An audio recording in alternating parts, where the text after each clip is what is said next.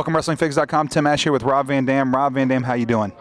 Excellent, man. A lot of energy from the fans, the tons and tons, millions, at least hundreds of fans that have shown up here to give me their energy. Yeah, nothing but love for RVD. That's right. And you came all the way from California. Now, you have a huge collection of yourself, but do you collect other wrestling figures as well, or just all of yours?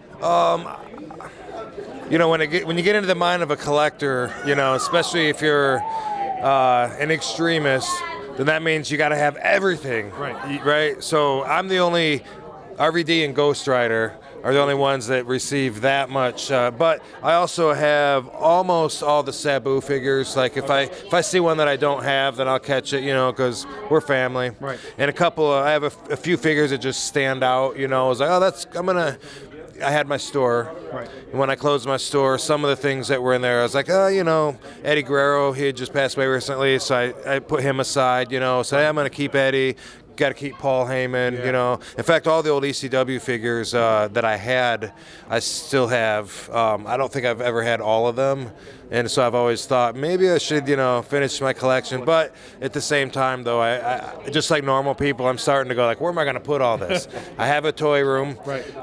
But it's pretty much filled with RVD and Ghost Rider, you know. Yeah, there was a lot of RVD figures made. I mean, there was some specific. What is your favorite RVD figure right now that's been out? It's gone through a couple times today. I've signed a few for the fans, and my favorite is, and it's because of the accessories that comes with it.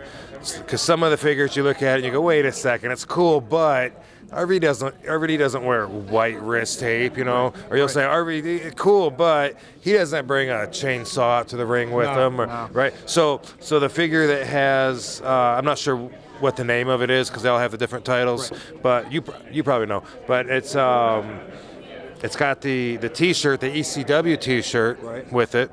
It's got the Money in the Bank briefcase with it. Right. It has the heavyweight championship. Not sure if it's the ECW or the WWE championship with it. I think it's the ECW championship.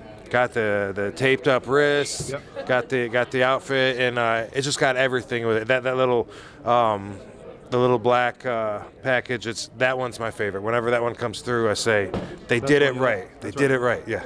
Now, if we could put you in a 2-pack with any wrestler, be it past or present, who would it be? Any wrestler, your choice. You know, I don't think that they've ever done a 2-pack of RVD and Sabu. Yeah, no, I don't think they have either. They should. Yeah. That's there's one of, I think me and Sabu and Bobby Lashley, maybe. Yeah, maybe. I think it's 3-pack. And possibly me and Taz and Sabu, maybe. But double pack RVD and Sabu, the Sheik's boys. Come on. Yeah, the way you guys wrestled together, the way you guys wrestled against each other was amazing. So. Well, we came up in the business together, and basically the only wrestlers left that can claim to be, you know, the Sheik's. I don't know. Can I call it? Can I? I want to say I'm a descendant. Yeah. In the wrestling, in the wrestling family, yep. Sabu and I are descendants of the original Sheik. So make the 2-pack with RVD and Sabu, and I don't know, Sheik should be at least on the cover. Right. I agree with that. Somehow. Now, you've taken some time off now. Hopefully we'll see you back here soon. But if you are coming back, who would your WrestleMania 30 opponent be? I always answer this by saying I'm in it for the money. Put me in the main event, whoever's got the heavyweight championship. And it'd be nice if that was Randy Orton, by the way. Oh, that'd be good. Not only do I have excellent matches with Randy, I know what you're saying. I have excellent matches with everybody. Yeah, you do. But out of this last run, my matches with Randy Orton in particular have really always stood out as you know, being the top of the line. We both bring something, I think, out of each other. So it'd be nice to go back after Randy again. Only this time I'd like to try and get a win on him. Right. Doesn't seem like that happens too often. And he's the man, so I get it. Third generation wrestler, you know, but I knew him when he was really young. It was cool to come around this time and see how I have influenced him. Just little things. He's backstage and he's breathing in real deep.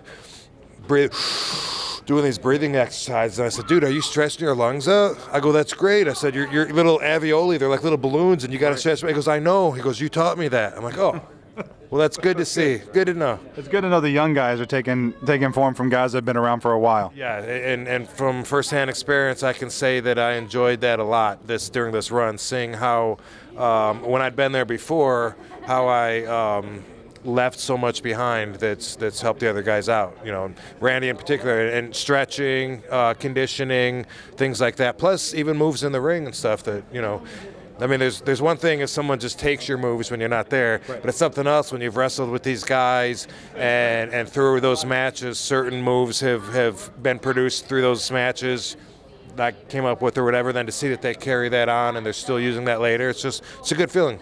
Well, I appreciate your time. I hope to see you at WrestleMania 30 against Randy Orton, and we'll be back with more coverage with RVD and AJ here at Ringside Fest 2013.